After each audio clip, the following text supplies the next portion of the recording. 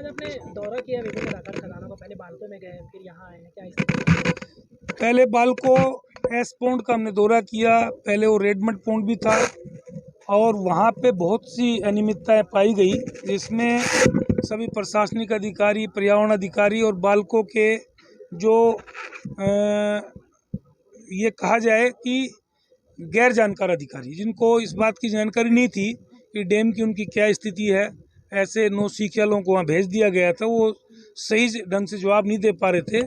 तो हमने अतिरिक्त जिला कलेक्टर पाटले जी को निर्देशित किया है कि जितना भी वहाँ पे राकड़ डैम जो बने हैं, जो सरकारी ज़मीन और रोक बहरी वगैरह जो आसपास के गाँव के लोगों की ज़मीन और तालाब पे जो कब्जा किए हैं, उसकी पूरी जांच करने के लिए निर्देश दिए हैं और उन्होंने कहा है कि 15 दिन के अंदर हम जांच करके देंगे। इसके साथ साथ बालको की राकड़ काफ़ी संख्या में, लगभग 4-5 लाख टन राकड़ जो है, जहां प्लांटेशन हुआ था, वन विकास निगम ने जहां प्लांटेशन किया था, वहां पे जिस प्रकार का ये ओबी का डैम दिख रहा है, इससे भी हाइटेड डैम वहाँ देखने को मिला। आप लोगों ने स्वयं देखा है, वो बिल्कुल अवैध है और गलत तरीके से उसको बनाया गया है।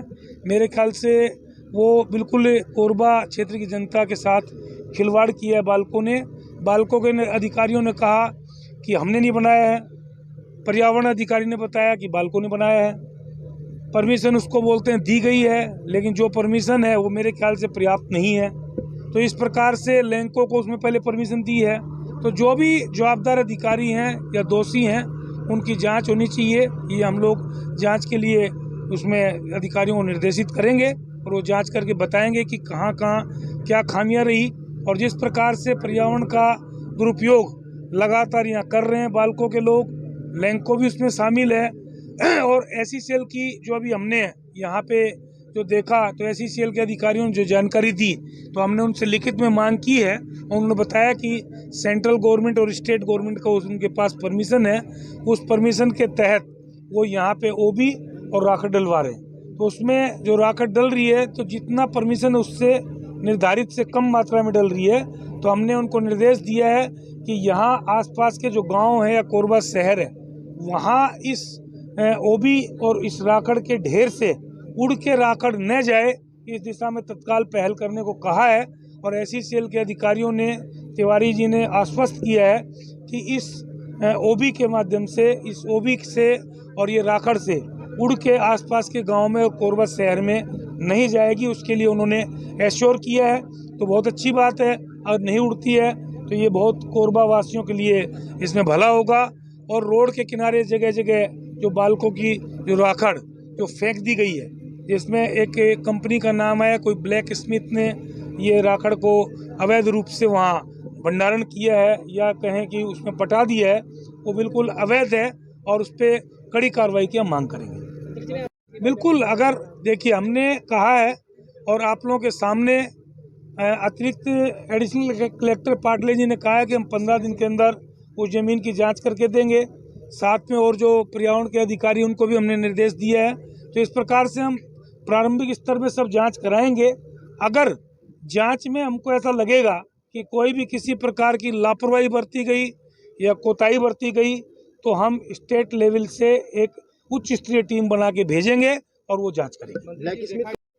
उसके बाद देखा यह गया कि जो जहाँ सड़क के किनारे जो राख फेंके गए थे, हाँ, उस पे आनन फानन में मिट्टियाँ डाली गई, हाँ, कई जगहों से हटाया गया। तो ये मतलब राख की समस्या से जो है वो निपटने की जगह ये उसमें लिपापोती करना शुरू कर देते। ठीक है, देखिए उन लोगों ने आनन फानन में लिपापोती की है, जिसको आप लोगों ने भी देखा है, मैंने भी देखा है, प्रशासनिक अधिकारियों ने भी देखा है, पर्यावरण के अधिकारियों ने भी देखा है, नगर निगम के कमिश्नर ने भी देखा, सभी ने देखा है उसको। तो इसलिए हमने कहा कि हमने पर्यावरण अधिकारी को भी निर्देश दिया है, प्रशासन के अधिकारियों को भी निर्देश दिया है, इनको जांच करने का एक बार अवसर देते हैं, मौका देते हैं, जांच रिपोर्ट आने दीजिए।